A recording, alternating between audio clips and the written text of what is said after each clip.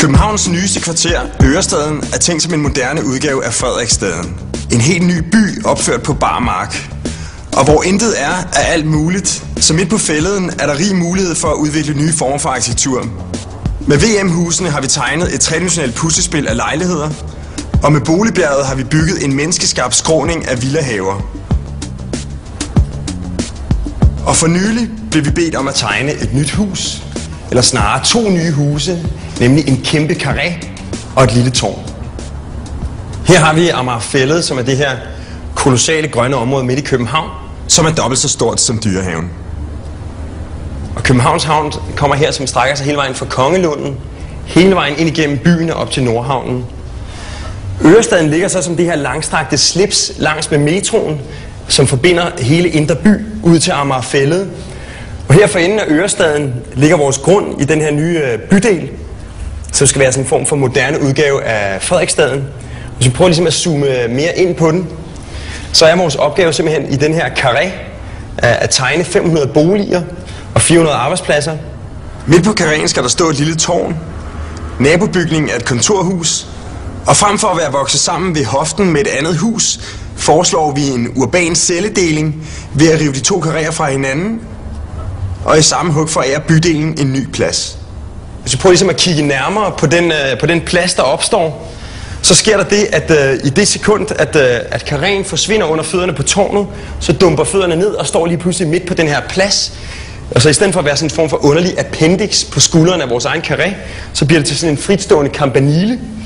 Lidt som man kender det fra kirketårnet ved Markuspladsen i Venedig. Altså sådan en monolit omgivet af byrum på alle sider.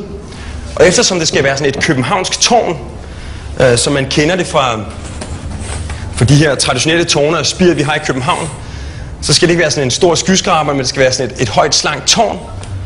Det skal være så slankt, at det faktisk har et fodaftryk på kun 160 kvadratmeter, som svarer til et almindeligt parcelhus. Men vel at mærke et parcelhus i 16 etager. Proportionerne er også lagt fast, det skal være 10 gange 16 meter, henvendt mod syd. Man siger, i den øverste del af tårnet, der fungerer det fint, så ligger boligerne og kigger ud over den her formidable udsigt hen over taglandskabet på vores egen karré. Men i den nederste del, der ligger de og kigger lige ind i ryggen på vores egen bygning. Så der foreslår vi simpelthen at dreje hele underdelen, sådan så boligerne kigger mod sydvest ud mod pladsen. Resultatet er sådan en form for vredent tårn, som har lidt samme formsprog, som man kender det fra sådan en mælkekarton, lige inden den er ved at brase sammen, når man skal smide den ud.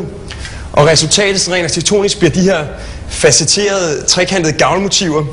Og faktisk her for enden kan man se det, der kunne minde om sådan en traditionel købmandsgård, altså sådan en spids gavl med sadeltag, som er ligesom en del af det her ellers moderne tårn. Det var så det lille tårn. Nu mangler vi kun de sidste 57.000 kvadratmeter over i den kæmpe store karré. Men det er jo et stort hus. Et meget stort hus. Faktisk er det så stort, at det står og vipper på kanten mellem at være en bygning og være byplanlægning. Altså et helt kvarter, som er opført på én gang som et hus. Og hvor arkitektur fremstår smukkest med enkle linjer og klare tanker, så fremstår en by mest levende med ligesom oplevelsesrigdom og overraskelser. Så det er på en eller anden måde sådan en paradoksal udfordring på en gang at skabe enkelhed og variation, at skabe forskellighed og sammenhæng. Altså på en måde at skabe en by i bygningen.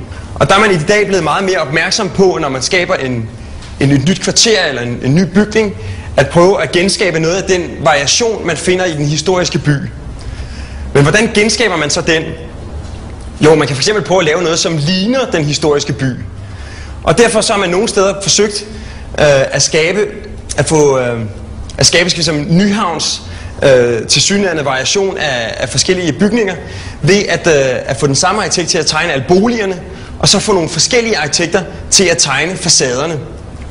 Altså på en eller anden måde en eller anden form for kosmetisk variation, som ligger som sådan et 40 cm tykt lag uden på en ellers fuldstændig ensartet boligmasse. Man kender lidt sådan fra en westernby, hvor man har taget en masse forskellige facader og smækket dem op på nogle ens bagvedliggende barakker. Men vi er egentlig ikke specielt interesseret i den her form for falske forskellighed. Og måske er der ikke den store forskel på, om man bygger 30 meter til højre eller venstre. Men hvis du bygger 30 meter oppe eller nede, er der en verden til forskel. Især hvis du spørger ejendomsmæleren. Men hvad hvis vi i stedet for at simulere forskellige huse ved siden af hinanden, lægger forskellige funktioner oven på hinanden, som en form for urban lagkage, hvor den enkelte aktivitet ligger aflejret oven på den næste.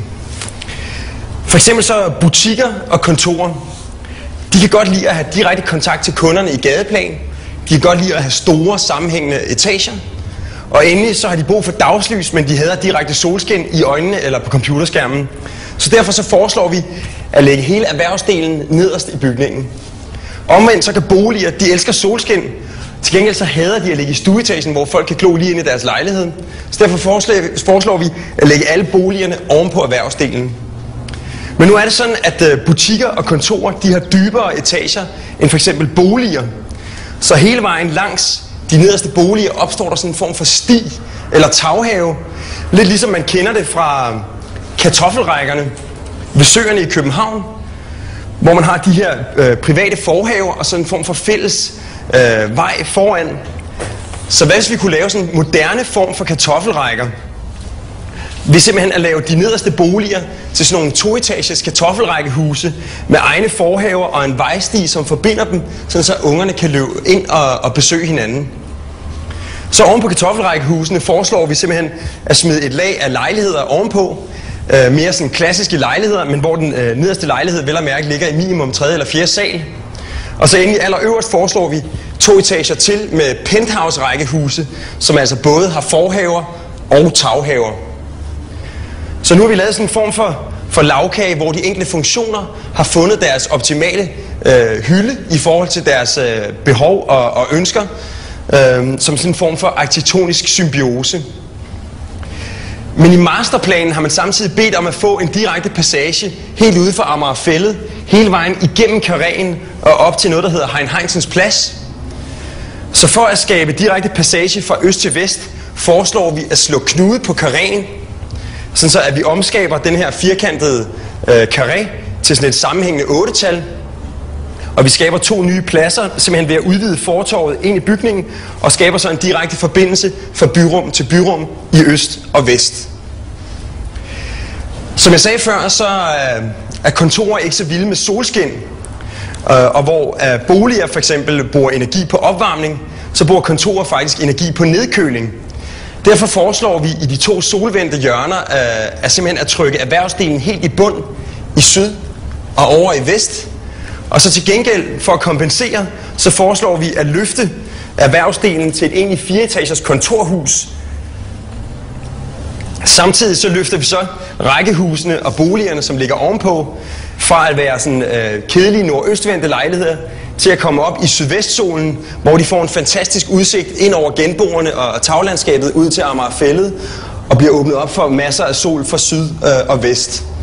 Omvendt foreslår vi i det modstående hjørne mod sydvest at presse hele karréen næsten i bund, sådan så vi åbner hele den sydvestvendte gård og de lejligheder, der ligger ud til den, over for udsigten over Amagerfælled og lade gården bade i eftermiddagssolen. Skal vi sige, de her 2 skævvridninger af karréen, som skulle til for ligesom at optimere karréen, sådan så at de enkelte funktioner kunne få sådan maksimal udsigt, dagslys og solskin, de bevirker samtidig, at vi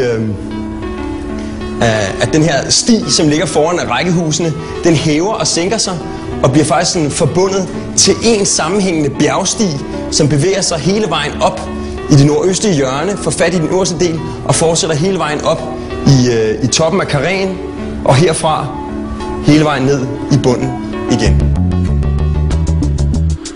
Hello, sweet pie.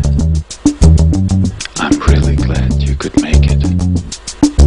I think we should get straight to business. Show me what you've got. It's all yours. Yes, boss, I'm under mine. I'll try to give you what you like. I can be soft, I can be hard. Let me do the be part.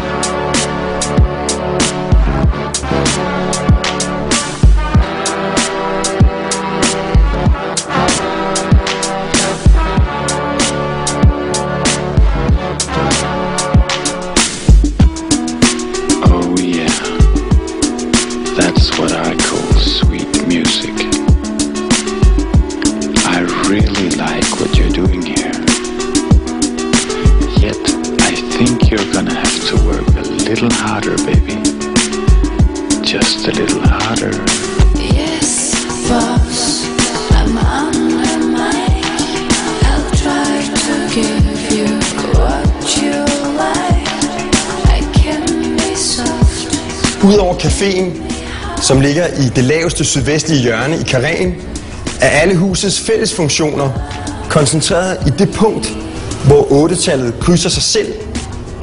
Som et lodret knudepunkt har vi lagt alle de forskellige sociale aktiviteter, fra festsal til gæsteboliger, til forskellige lounges, til biografer og en tagterrasse, og bundet dem sammen med den her fællestrappe, som rikocherer ned igennem det indre tomrum, som en form for social tårn, som binder huset sammen fra kælder til kvist. Fra bypladsens butiksliv, over kartoffelrækkernes sociale liv, hen over lejlighedernes beboede balkoner, over penthousenes taghaver, til terrassehusenes forhaver, udgør husets en arkitektonisk idé, som afføder et orgie af forskellige rummeligheder, som pladser, gårde, trappegader og bjergstiger. Og hvor det offentlige liv traditionelt er stavnsbundet til at udspille sig på landjorden, fladt som et pandekage, og alt op efter er privatiseret, så åbner huset mulighed for, at byens sociale liv kan få lov til at invadere de højere luftlag.